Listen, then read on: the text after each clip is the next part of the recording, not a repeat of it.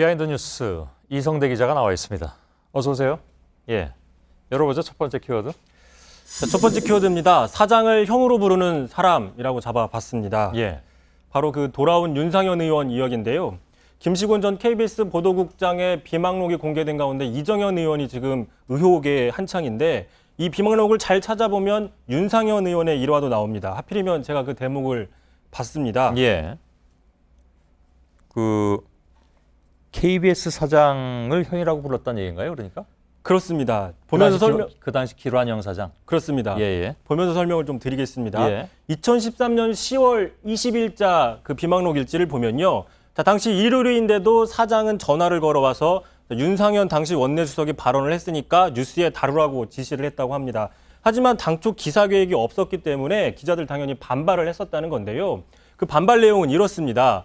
자, 당시 기자들이 이렇게 반발을 했는데 윤상현이 지금 여기 원문에 보면은 욕설인데요. 방송에서는 나갈 수가 없어서 표시를 지웠습니다. 예. 노상 사장에게 자기 인터뷰 내달라고 전화질하고 새벽 2, 3시에도 술 먹고 전화해서 환영이 형이라고 부르는 사람이다 하면서 기자들이 과격하게 비난을 했다고 일지에 적어 놨습니다. 예. 그래서 가려놓으니까 자꾸 상상하게 됩니다. 결국 윤 의원의 요구대로 보도가 됐다는 얘기잖아요. 그렇습니다. 예. 당시는요, 정치권에서 국정원 대선 개입 의혹으로 한창 시끄러울 때였습니다. 그날 이제 마침 민주당에선 국정원 댓글 약 5만 6천 건을 공개를 했는데 그러자 오후에 당시 원내수석인 윤 의원이 브리핑을 하고 조목조목 반박을 했었는데 바로 그거를 보도해달라고 요구를 했던 겁니다. 예. 다시 한번 이 비망록을 보면요, 이 김시곤 전 국장은 자, 대통령과 가깝다는 윤 의원이 모든 공중파에 로비를 했는지 KBS 말고도 MBC, SBS에서도 비슷한 아이템이 다 보도가 됐다라고 적어놨습니다. 예, 예. 당시 그 윤 의원이 일요일마다 브리핑했던 그런 기억이 납니다. 국정원 대선 개입 의혹 관련해서 야당 공세를 앞장서서 막는 역할도 했었고 바로 그런 역할을 했다는 분석이겠죠. 그렇습니다. 그래서 논란도 좀 있었는데요. 검찰이 확보했던 댓글 숫자까지 정확하게 공개를 한다거나 또 검찰에서 아직 밝히기도 전인 공소장에 변경된 내용까지 기자들한테 브리핑을 상세하게 하면서 혹시 수사 정보를 좀 공유하는 게 아니냐는 논란들도 일기도 했었습니다. 예, 예. 다음 키워드 좀 볼까요? 자, 두 번째 키워드 보시죠. 자, 빚이 있어야 화이팅한다 라고 잡아봤습니다. 예, 예.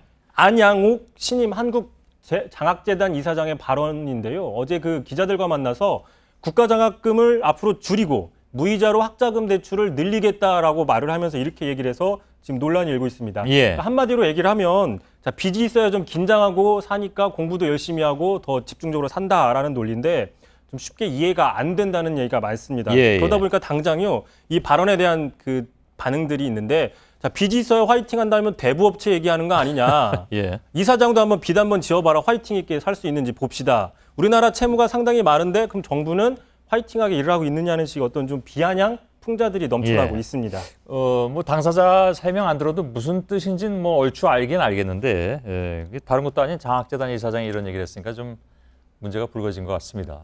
그럴 수밖에 없겠죠. 근데 안양옥 이사장은 이런 뭐랄까요, 구설 여기 휘말린 게 이번이 처음은 또 아니라면서요? 그렇습니다. 찾아보니까요. 2014년 1월 EBS 이사 시절에 동료를 폭행한 시비에 휘말리기도 했었습니다. 그래서 이사직을 사퇴를 했었는데 예. 그 이듬해 다시 교총회장 신분으로 자신을 이사에 추천하는 이른바 셀프 공모를 해서 또 한 번 논란이 됐습니다. 예. 그랬더니 노조가 반대를 하면서 폭행을 인정하는 자신의 그 자필 그 사과의 말씀이란 저런 그 사과문까지 공개하면서 반대를 했었고요. 예. 또 지난 총선에는 교총회장직을 사퇴하고 새누리당의 비례대표로 신청을 했다가 탈락을 했습니다. 그러자 또 이번에 한국장학재단의 이사장 공모를 해서 된 겁니다. 아, 예. 뭐 관운이 좋은 거라고 표현을 해야 될지는 아무튼 잘 모르겠습니다. 예.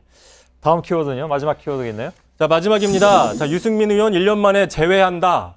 대통령과 재회한다는 얘기인데요. 그런가요? 예. 오는 8일 날 새누리당 의원 청와대 오찬이 있는데요. 거의 1년 만입니다.